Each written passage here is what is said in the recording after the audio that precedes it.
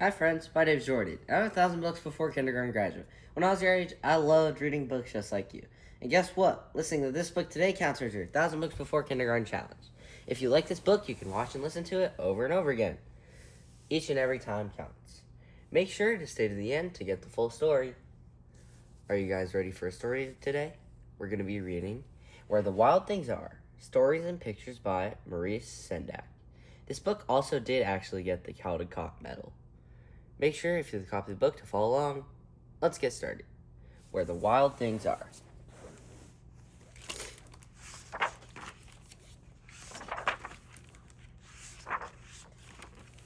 The night, Max wore his wolf suit and he made mischief of one kind.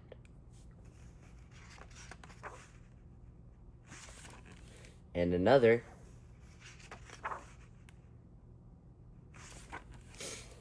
His mother called him Wild Thing, and Max said, "I'll eat you up." So he was sent to bed without eating anything.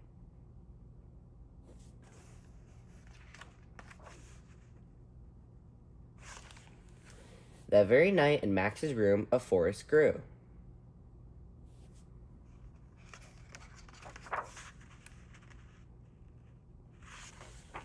And grew.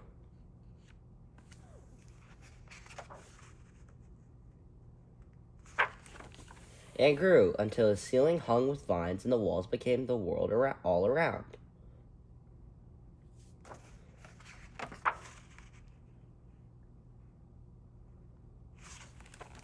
And an ocean tumbled with a private boat for Max, and he sailed off through night and day.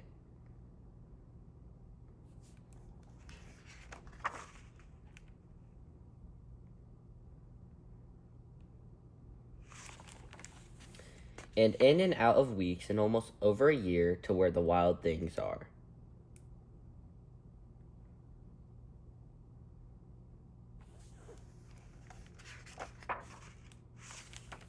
And when he came to the place where the wild things are, they roared their terrible roars and gnashed their terrible teeth and rolled their terrible eyes and showed their terrible claws.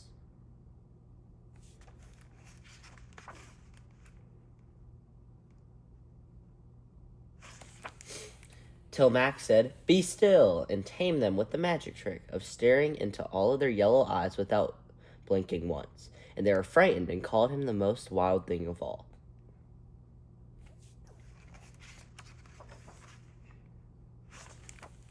And made him king of all wild things. And now, cried Max, let the wild rumpus start.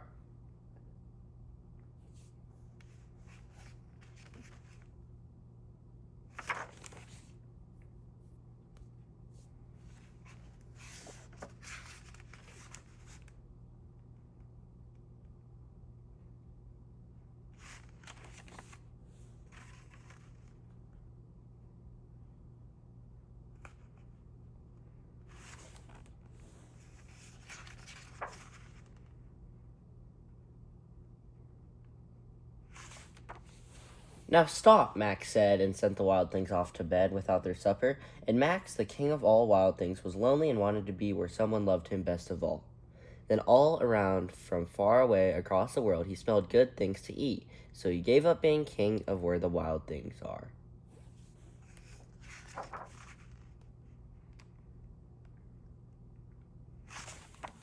But the wild things cried, "Oh, please don't go. We'll eat you up. We love you so." And Max said, "No." The wild things roared their terrible roars and gnashed their terrible teeth and rolled their terrible eyes and showed their terrible claws. But Max stepped into his private boat and waved goodbye.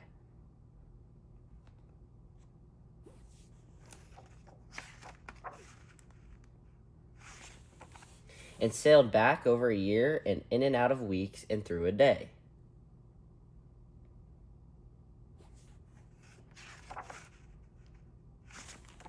And into the night of his very own room, where he found his supper waiting for him.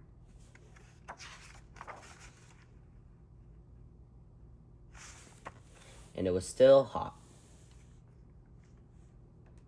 The end. Thank you guys so much for listening to Where the Wild Things Are, and please make sure to leave a comment down below to let us know how you like the book and if there's any future books that you would like us to read. Never give up, friends. You guys got this 1,000 Books Before Kindergarten challenge. Thank you guys for listening. Bye.